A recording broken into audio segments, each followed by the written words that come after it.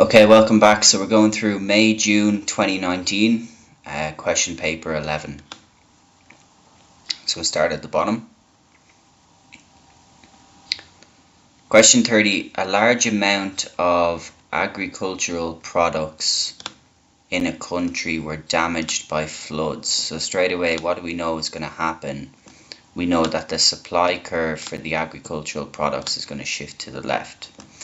What is likely to happen to the price of agricultural products and the volume of imports of agricultural products? Okay, so the first thing is in the domestic market,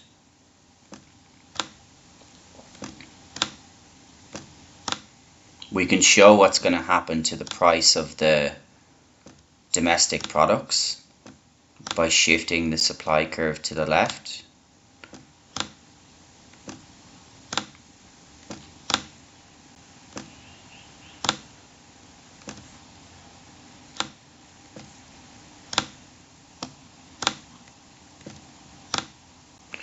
So when the supply curve shifts to the left, we can see what will happen to the price of the products is that the price of the products are going to rise, and the quantity of the product that's products that's traded is going to go down.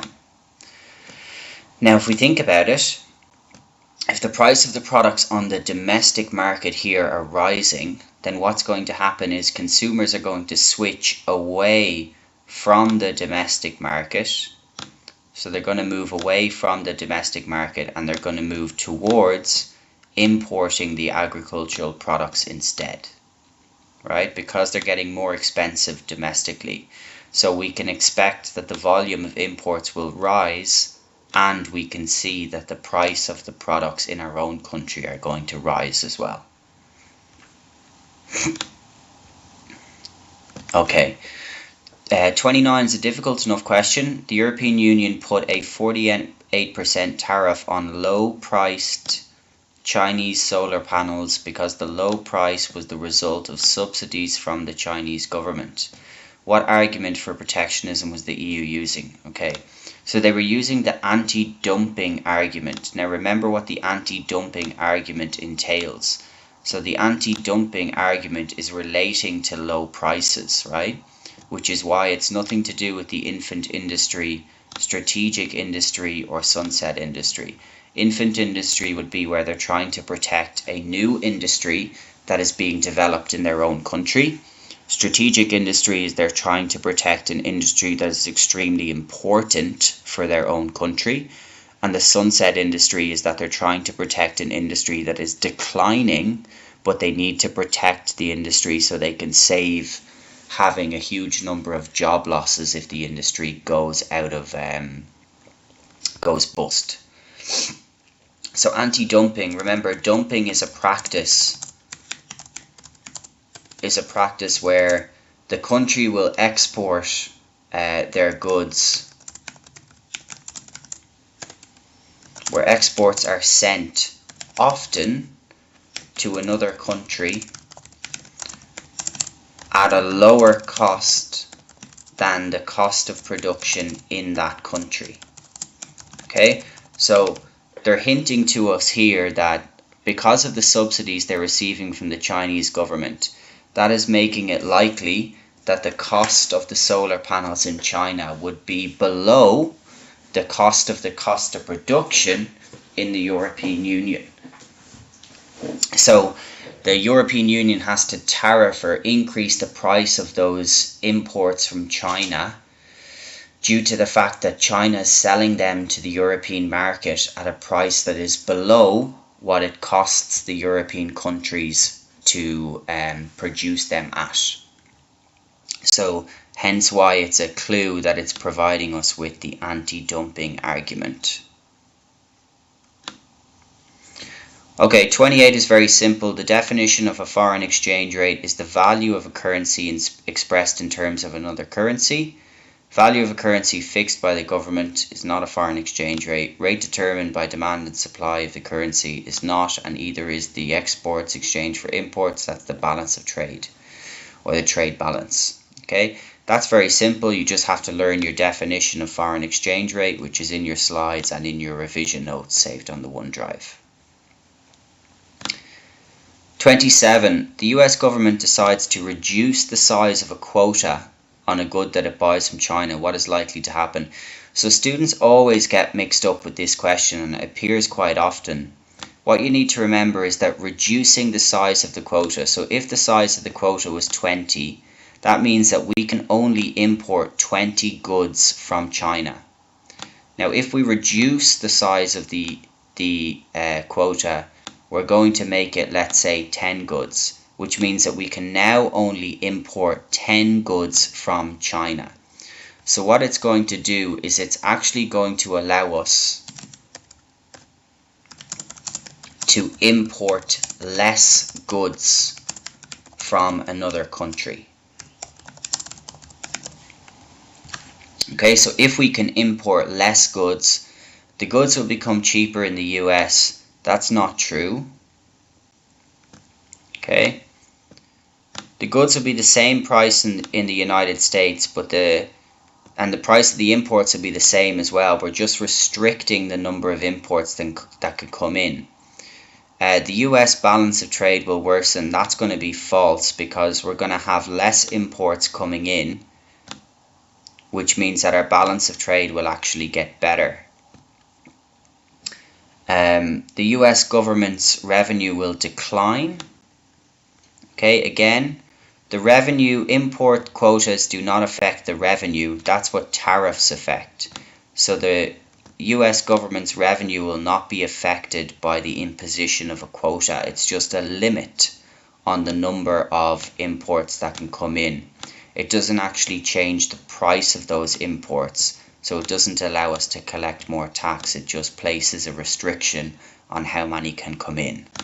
But therefore what it will do is it means that less of the good will be imported from China into the US, because we can see if we reduce the size of the quota, we used to be able to import 20, but we can now only import 10. So we can import less goods into our country.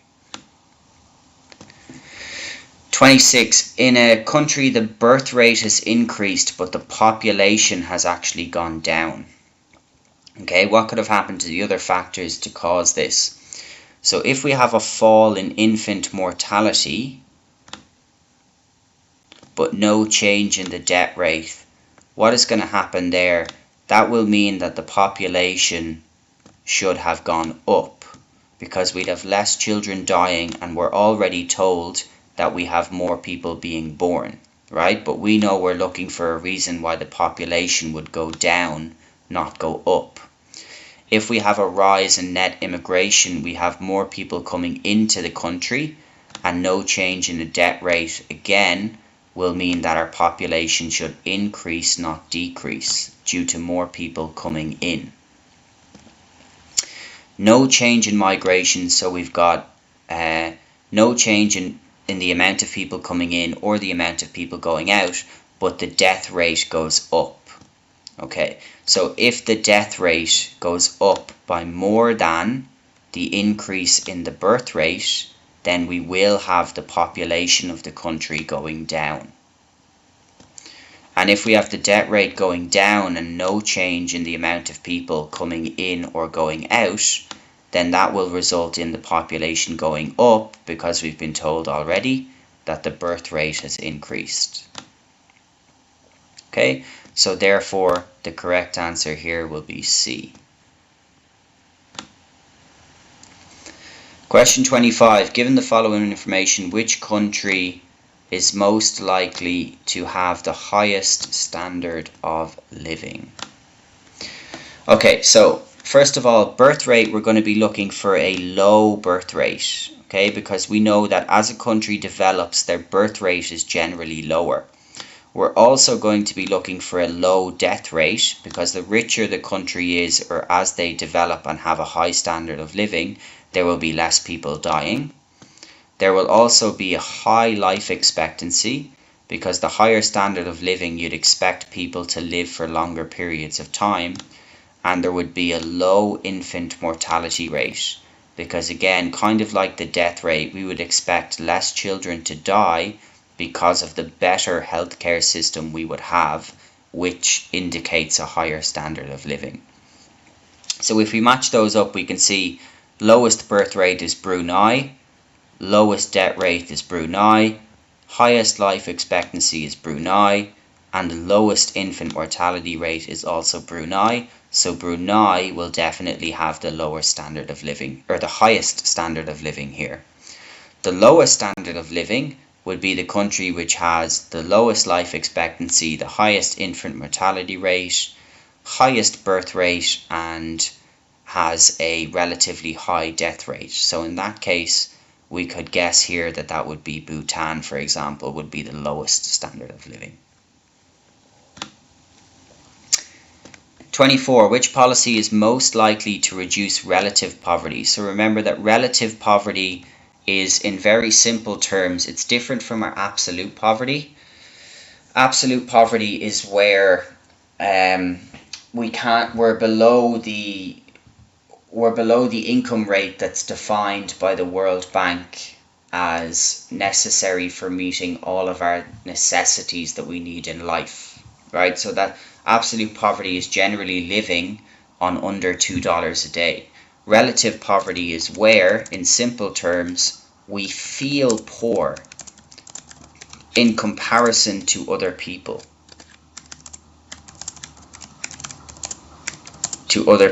In our country. Okay, and we're saying which one of these will help to make relative poverty go down, right? So which one is going to make or help us to feel richer in comparison to other people in our country? So if we reduce the minimum wage, that's definitely not going to help, because that's going to make us feel poorer in comparison. So that's going to increase the relative poverty, right? If we reduce the benefit payments, the same thing. That's going to make us feel poorer in comparison to other people, because we're receiving less money from the government, so we've got less income. And if we make income tax rates less progressive, then that means that people at lower levels of income or middle levels of income will be paying more tax as a percentage of their income, so that would increase relative poverty. But if we reduce the rate of sales tax, that applies to everybody, right? And that means that middle income and low income people will be able to afford more goods and services that maybe they couldn't have previously, because a reduction in the price of sales tax is going to bring down the price of those goods and services, which will allow us to purchase more of them. So that will result in our relative poverty coming down, making us feel richer or in a better situation in comparison to other people in the country. 23. The table shows the percentage change from 2015 to 2016 in GDP and consumer prices for selected countries. Which country was suffering from an economic recession and inflation? Okay, remember, inflation is where our consumer prices is going to be a positive figure, and a recession is where our GDP is going to be a negative figure. Okay, and that's because a recession, if you remember, a recession is a period for 6 months or more where real GDP will drop. Okay, whereas inflation is an increase in the price of goods and services. So all we have to do, if we know that basic definition of a recession, is we can see that that will quite clearly be Brazil, because Brazil is the only one where GDP is negative, so our real GDP is going down. In all the other ones, we're having economic growth through an increase in GDP. They may still have inflation. Japan would have deflation here, for example, but they would have economic growth. But Brazil is the only one with the negative GDP that would have a recession, and the consumer prices are a plus figure, so that tells us we have inflation. 22. A country is experiencing a period of full employment, so we're using the most of our resources, we've got no spare capacity. What is most likely to lead to an increase in demand pull inflation? So remember, demand pull inflation is where AD moves to the right. Okay? Now, if we have a period of full employment, that means that we've got no spare capacity. So when we draw our AD and our AS diagram, we're going to be at the point where our AS is reaching or close to perfectly inelastic, right? So this will be our AS, and if we're experiencing demand pull inflation, our AD will be somewhere along this line, and then it will be moving to the right, which will result in no change or minimal change in output or real GDP, but it will result in a significant increase in the price level, which indicates the inflation to us.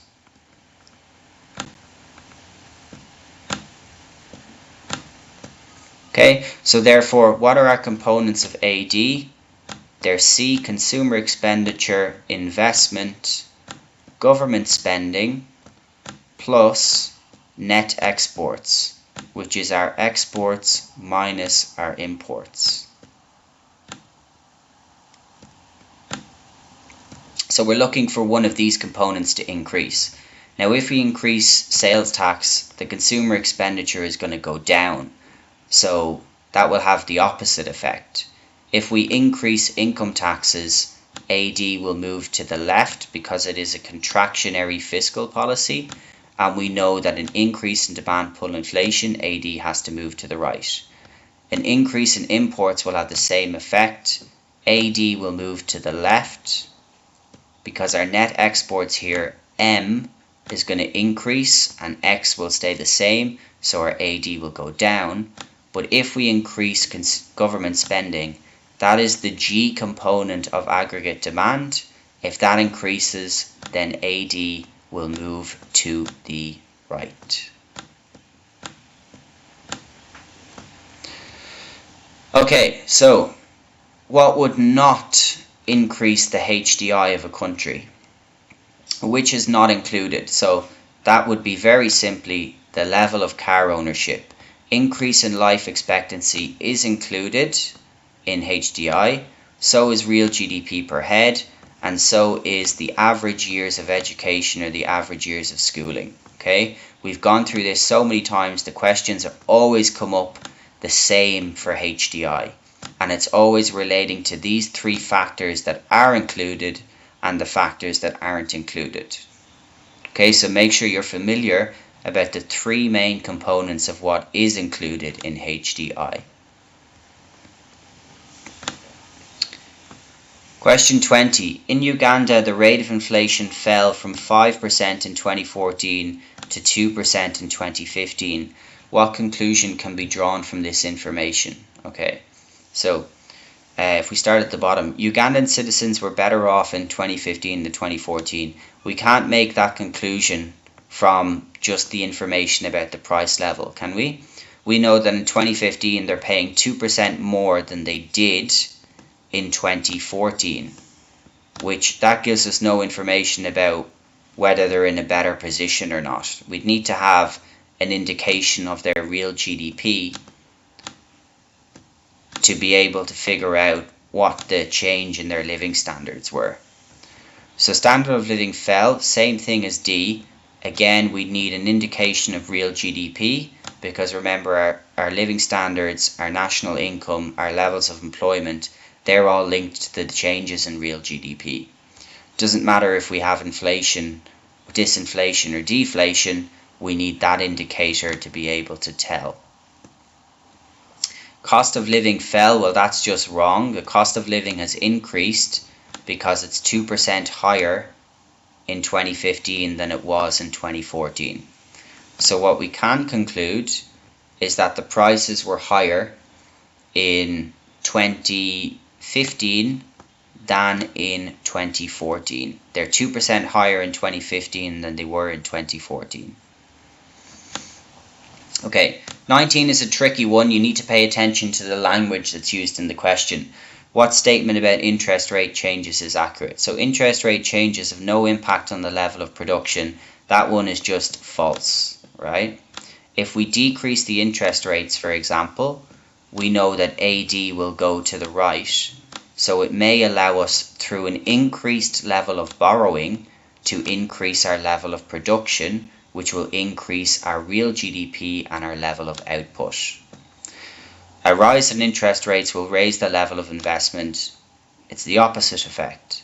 A decrease in the interest rates may rise the level of investment, because we'll have an increased level of borrowing, which leads to an increased level of investment.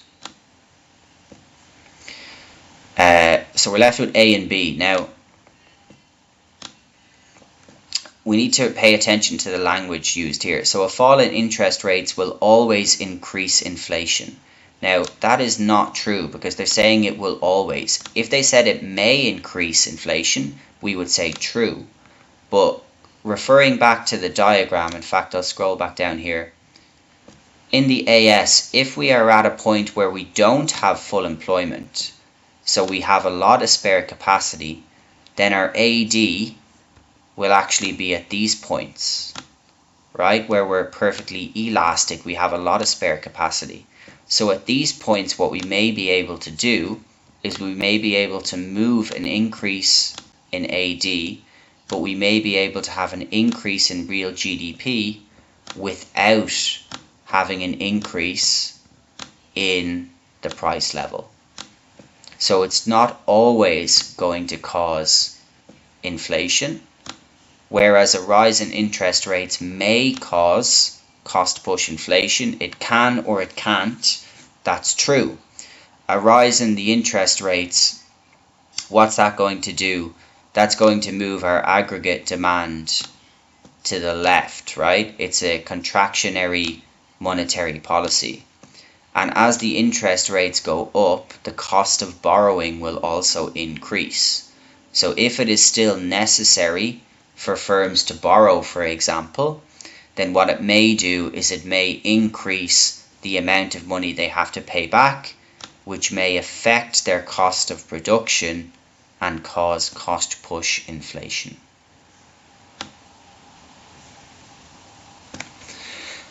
Okay, government introduction of a subsidy. What is the total cost of the subsidy to the government? So remember, the subsidy is calculated by taking the new equilibrium, the full area is up to the original supply and across. This is the full incidence or area of the subsidy. Now this area is split.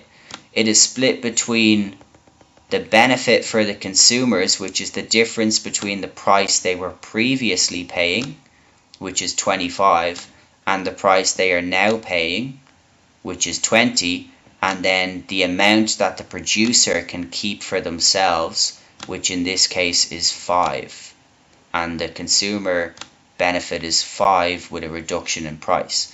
So this total area, these two together, the benefit that the producer receives and the benefit that the consumer receives, would be the government spending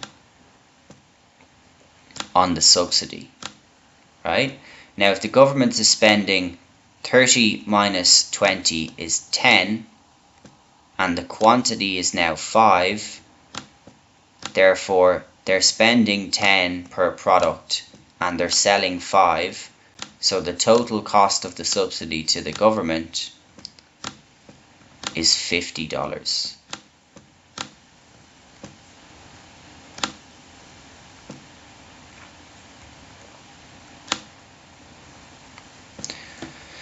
Okay, 17 is similar to October-November 2019. Standard rate for VAT is 20% in the country. Different consumers buying the same product have to pay the same amount of tax. What kind of tax is this? This is a regressive tax, okay? And I'll explain why. So you can look at the other videos for the definitions of progressive and proportional. And direct tax, you can look at the October-November videos. Go find this similar style question and I give a full explanation on that. But if you think about it, let's say that VAT or sales tax is put on a restaurant. Okay, so if you go to a restaurant, you've got Sean here who's earning 1,000 RMB a month,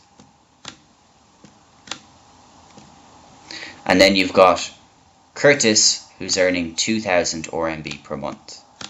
Remember that a regressive tax is as the income goes up, they pay a smaller percentage of the tax. Now they both go to a restaurant and they both pay their bill, and the VAT on the bill is 100 RMB, which represents 20% of the total bill. Okay? Sean is paying 10% of his income as the VAT. So he's got a lower income, but he's paying a higher percentage from his income on the tax. But Curtis is only paying 5%.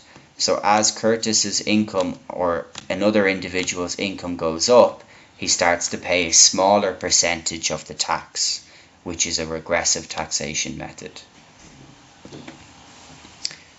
Question 16. A government increases the rate of income tax in order to pay for extra transfer payments, including cash benefits to the poor. What must occur as a result of this? Okay, so what we're doing is we're taking money from the rich by increasing the rate of income tax. So it's going from the rich and it is coming over here to pay for extra transfer payments, so it's coming to the poor. So straightforward, we're taking money from the rich and we're giving it to the poor. That has to change the distribution of income, and it's going to make that distribution of income more equal because we are taking money away from high income earners and giving it to low income earners. It does not ensure the equality of incomes, it just makes the distribution more equal, but it doesn't make it absolutely equal. It leads to more people paying income tax. Yeah, that's true. Oh, sorry, no. They increase the rate of income tax, so that's also false. But it doesn't mean more people pay income tax, it just means the percentage that they pay is higher. And it reduces the level of unemployment. Untrue. Okay. Increasing the income tax is not going to result in more people having a job. It may actually have the opposite effect. It may disincentivize people from working and move towards receiving government payments. So it may have the opposite effect of increasing the level of employment. Okay, 15 is straightforward. All we have to do is identify what a variable cost is. So remember, a variable cost is a cost that will change. Now if he buys a workshop for 200,000, that is going to be a fixed cost because he buys it and he never has to pay that again. If he buys delivery vehicles for 10k each, they're also fixed costs because he's buying the vehicle and he doesn't have to spend more money on it each month. Paying the employees and the material costs, they are both going to be variable costs because they're going to change every month. So this month he's going to spend 70k on materials and he's going to pay his workers 80k. Depending on how much they make, because he's paying them by piece rate, then they may make more next month. He'll pay them more, so his variable costs will change. And the same with the amount he's spending on materials. That may differ depending on the demand for the product. So our variable costs therefore will be 70k plus 80k, which is 150,000.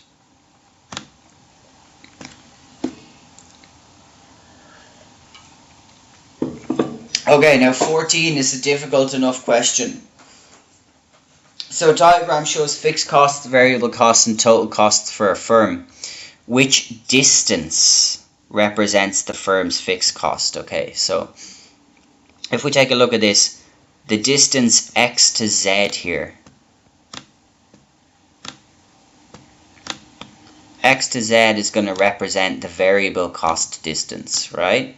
Because at x here, this is our variable costs at this level of output, right? WZ, therefore, is going to represent our total cost, right? Now, fixed cost is just shown here as an amount, but the distance can't be represented by this line, right? So we know that this is our fixed cost, but because our total cost is W to Z and our variable cost is X to Z, where our variable costs change with our output, well, that's simple. All we do is take those two away from each other. So WZ minus X to Z, that will leave us with WX as the area that will represent our fixed costs when our output is increasing. Okay, in order to get our total costs, we need to add our variable costs plus our fixed costs.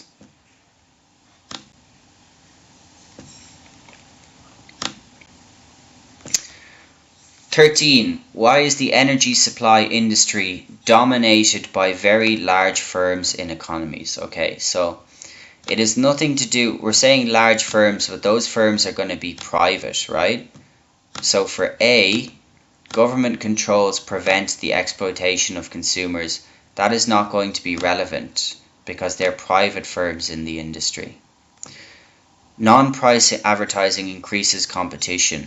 Well, no, if we increased competition, we would not have dominated by very large firms. We would have a lot of different firms, right? So we would have a lot of firms in that industry.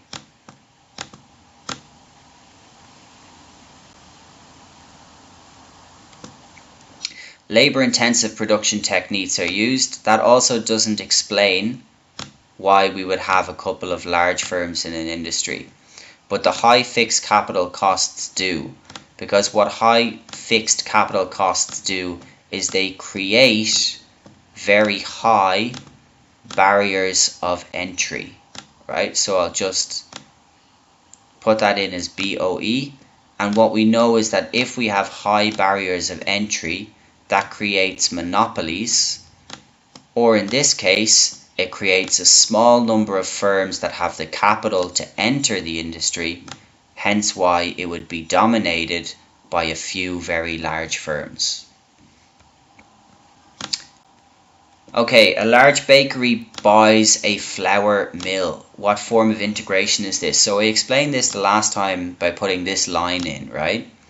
And we said that a bakery might be here, okay? So what we'll do is we'll put bakery here, so BAK. We'll put bakery here and bakery here. Okay. Now the vertical line represents the supply chain. So this is going to be the primary sector. The bakery is where they'll do the manufacturing, right? And then at the top of the vertical line will be the tertiary sector where they're doing the selling, for example. So therefore we can see on the vertical line it's representing a change in the supply chain. The bakery is the one who's making the products and they're getting the materials from the flour mill, right? So therefore what are they doing? They're moving back down the vertical supply chain. So it's vertical backwards. Horizontal would be if they bought another type of bakery, and therefore it's not going to be conglomerate or vertical forwards. They need to be moving into the tertiary sector were they to be doing vertical forwards, and a bakery is likely to be in the tertiary sector anyway because they're providing a service. Question 11. The table shows a change in real incomes for a number of occupations between 1985 and 2005. What can be concluded? So remember, we're just showing the changes in income. We have no data about the actual income level they are earning. So all occupations are better. That's wrong, because we can see that a change in real incomes for forklift drivers has gone down. Right? Forklift drivers earn the lowest wage, so I just explained that at the start. We don't know what their wages are, we just know the change in their real wages, so we can't make that determination. Doctors have earned more than lawyers, same thing. We don't know how much they're earning, we just know the change in their income, so we can't make that determination either. Professionals received higher increases in income. Well, we can make that determination because we can see here doctors, lawyers and accountants, they would be professionals, right? White collar. Bricklayers, bus and coach drivers and forklift drivers, they would be manual workers, so they're using their hands, etc. And we can see that their change in real income is smaller than the change in professionals' real incomes.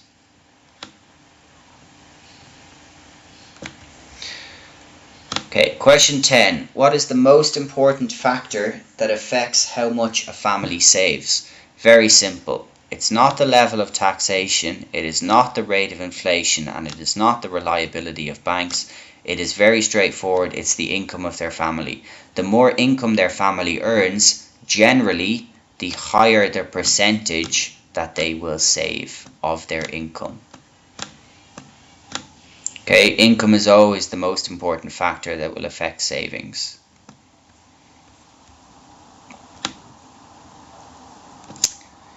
Unlike the US and UK, a significant proportion of shares on the stock exchange of China and Russia are of state-owned enterprises, so they're under government control, right? What judgment about China and Russia can be made from this information? So it doesn't tell us anything about their distribution of income and wealth, right? We would need the Gini coefficient to tell us that. Doesn't tell us about their level of development, just tells us who's owning the shares, right? Doesn't tell us whether they're a rich country or a poor country. It also doesn't tell us about their stages of production, whether they're primary sector, secondary sector, etc., because we have no information on that. It's only relating to the shares, but it does tell us the type of economic system. So it tells us that for the US and UK, for example, they are more likely, because they're private sector, to be operating more of a free market system or closer to a free market system, whereas Russia and China are more likely to be operating more of a mixed system or closer to the planned type of economy, because we've got more government control or government intervention here.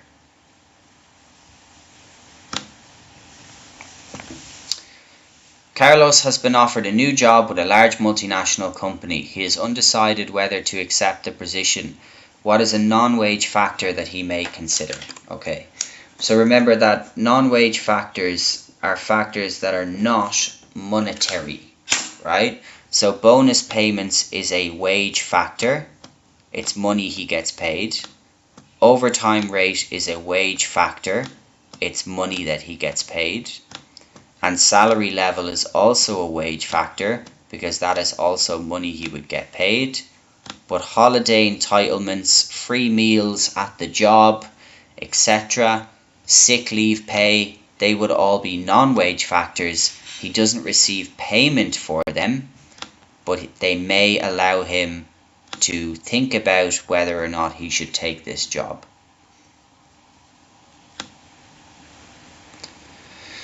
Question 7.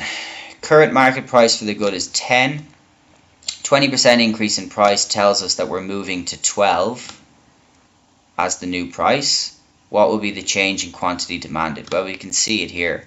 160 minus 120. We've had a negative change in quantity demanded of minus 40. So the change in quantity demanded is very simply minus 40.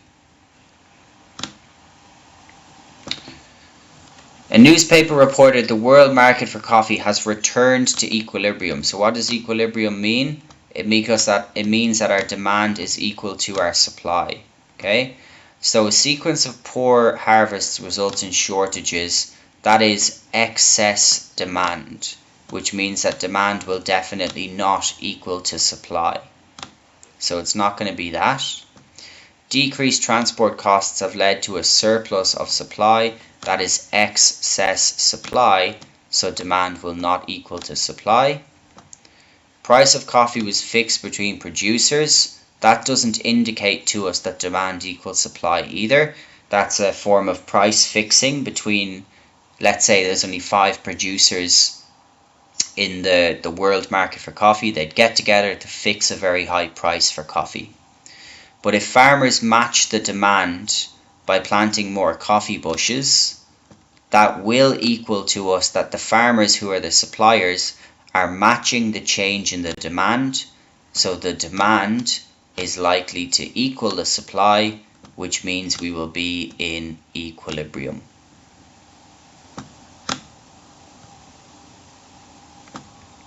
Okay, question 5. What causes market failure? So government provision of services doesn't. It's a way of fixing market failure. It doesn't cause market failure. Social cost equal private costs, that's not going to either, because the good is then going to be allocated efficiently. Okay, there'll be no extra costs generated for society based on the costs that the private firm has to generate. If we have the existence of external benefits, that will, because that means that it's a merit good. And what we know about a merit good is that it is going to be underconsumed and undersupplied. So the external benefits are benefits that third parties or members of society, for example, would receive from consuming that good, and therefore in a free market, private goods would underconsume and undersupply it because they're only taking account of their private benefits and private costs. So if we have the existence of perfect competition, same thing, that's not going to cause market failure. It's going to help the market efficiency. Which situation indicates a mixed economy? So remember, mixed economy is controlled by the government plus we have private sector involvement. Okay, economic activity is controlled entirely by the private sector. No, that would indicate a market economy, not a mixed economy, which is just private. Government carries out all planning and decision making. That would be a planned economy, which is the other type of economic system that we can have.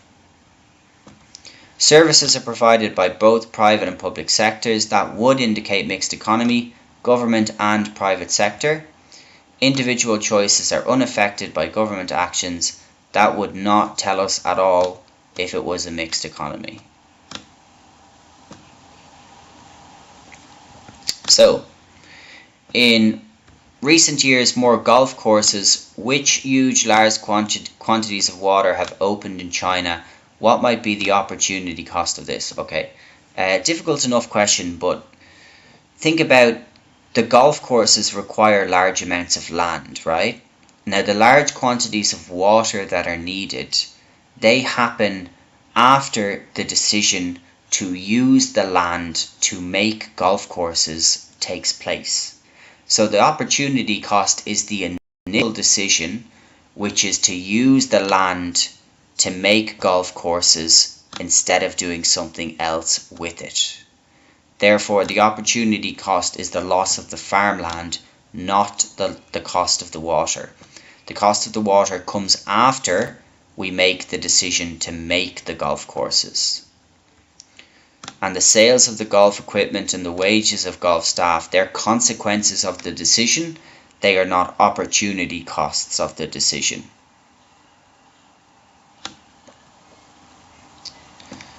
PPC, we've got a curved PPC here.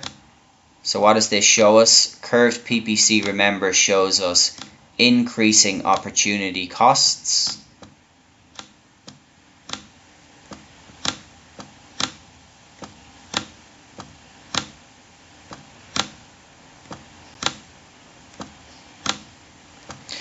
Why is the curve usually drawn like this? International free trade exists. It has nothing to do with our PPC. It's just showing our level of output, in this case for goods and for services, of one economy. It doesn't show us our ability or our level of trade because there's no comparison to another economy.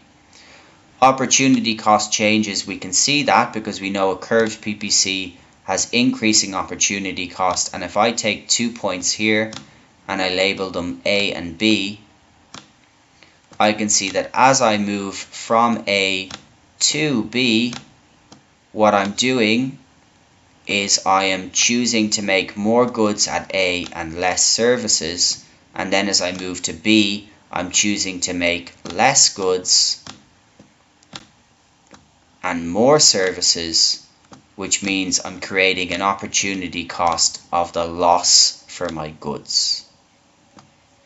Resources are unlimited in supply. Well, we know that's untrue because the basic economic problem tells us that the resources are limited, not unlimited, and some resources will be unemployed. That would only be shown if we had a point inside the curve, which shows us that any point on the curve here is what the maximum we can make of particular goods and services. And if we were inefficient, we would not be using all of our resources. Some of them would be underemployed, but we don't know that because we don't have a point inside the curve. And finally, what would an economist regard as an example of the factor of production capital? Okay, it would not be a purchase of stock and shares. It would not be borrowing by a firm to pay for electricity. Remember, capital, equipment, buildings, machinery, the building by a firm of a new factory, and it would not be the total savings by individuals in a country. Okay, you want to recap on them? Go look at your definitions, factors of production, one of the first chapters in Unit 1. Okay.